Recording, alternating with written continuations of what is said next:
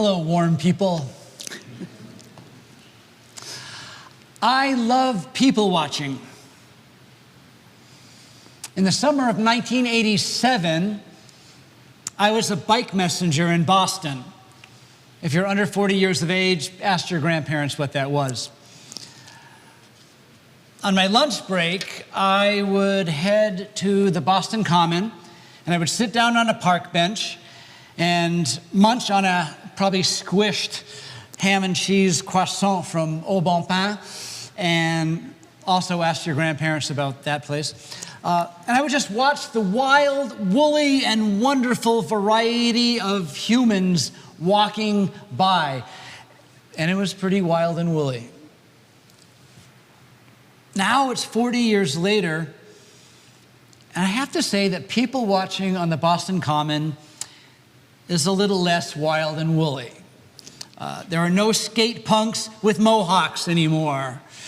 There are no goth art students looking morbid, no polyester evangelists with bullhorns condemning passersby to eternal damnation. There are still lots of tourists following their guides around like little ducklings. And there are still businesswomen in suits and white sneakers. And there are well-dressed men in a hurry to get somewhere other than where they are. The biggest change from 1987 to 2026 is that everyone is talking. And not to each other. To an invisible someone on the other side of the slab of glass that they're holding.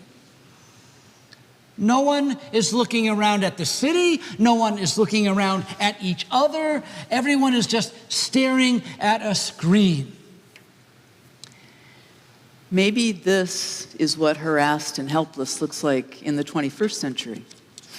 So many people talking, so little listening. Certainly no listening to the people right around them, not even being aware of the people around them. The gospel says, when Jesus saw the crowds, he had compassion for them, for they were harassed and helpless like sheep without a shepherd.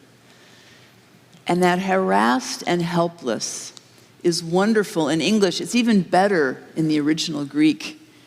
Skilomai and ripto literally mean to be flayed, to be ripped apart, to be cast off and tossed aside. I've known that feeling. Maybe you have too. And then Jesus said to his disciples, the harvest is plentiful, but the laborers are few. Therefore, ask the Lord of the harvest to send out laborers out into his harvest. Go out, Jesus said, and connect with those folks who are flayed and betrayed, who are harassed and helpless. I think the mainline church misunderstands this passage. When we hear this call from Jesus, many of us think that we are the harvest. Pretty great. Yeah. We assume that what Jesus is saying is to get more people into church. Get people in here so they can hear the brilliant preaching and the educational programming and join the choir and the trustee board. That's the harvest, right? But no, the church is not a barn where we gather the harvest and stack up people in straight pews like hay bales for the winter. The church is not the harvest. The church is the training place for the laborers of the harvest. This is the place where we learn discipleship. This is the place where we practice authentic community. This is the place where we connect with each other and with the God that we've met in Jesus Christ. We do all that in here so that we can offer community and connection out there. But the question then is, with what do we do the connecting? How do we do the connecting? The first step, listening to real people, real stories. The harassed and helpless crowds around Jesus were made up of so many different kinds of people. Syrians and zealots, tax collectors and farmers and widows, soldiers and Pharisees. Each person in those crowds was an individual with a unique story, with their own needs and dreams. Jesus met those individuals as he went through his ministry, and he invites his disciples to do the same. And I bet those disciples thought, who, us? And Jesus said to them, yes, you. Yeah. Go and tell the good news. Tend to people in need and know that God goes with you and works through you. And I imagine them thinking, okay, and then going. And God did work through them, and they spread the good news. They changed the world. And Jesus sends us out too. This is not the harvest.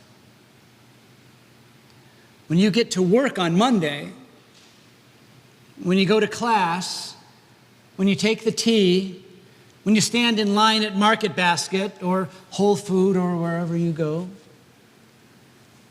that's the harvest. And if you think, who, me? Jesus says, yes, you. God will be with you, and God will work through you. So try it. Offer the gift of listening, because people don't experience that very often. Offer the gift of listening to the neighbor in the pew next to you, or at the or at the lunch table after worship.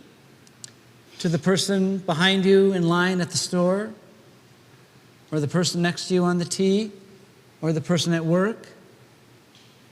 Ask them, what are your stories?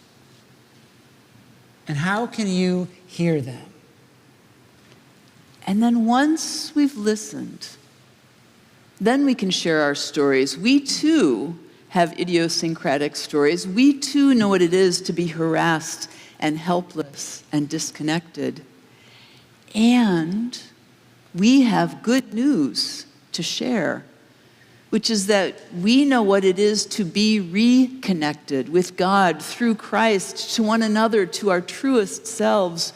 We know what it is to have life made new in Jesus. Paul calls it being reconciled to God. We can share that story.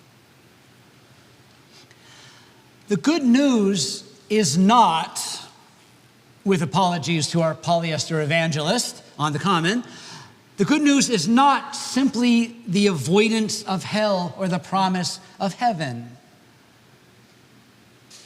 after we die.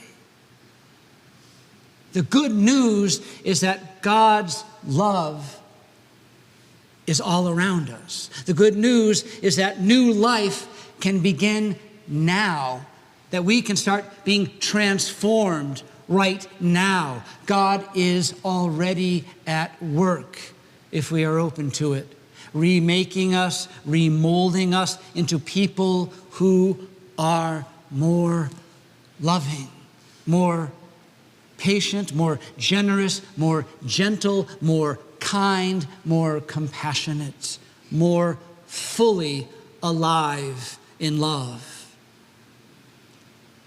And here's the other part of the good news, is that when people encounter that in us, they are also encountering a glimpse of Jesus through us. And so in this world we live in, where people seem to be talking all the time, but so seldom to the people around them, into this world where so many are harassed and helpless, Jesus calls us to people watch. He calls us to notice the harassed and helpless. He calls us to listen deeply, to hear our neighbors' stories, and he calls us to share our own, to embody the reconciled life that God offers all God's children. The harvest is plentiful, so go. Who, me? Yes, you. May we become the laborers that Christ sends out into the world. Amen. Amen.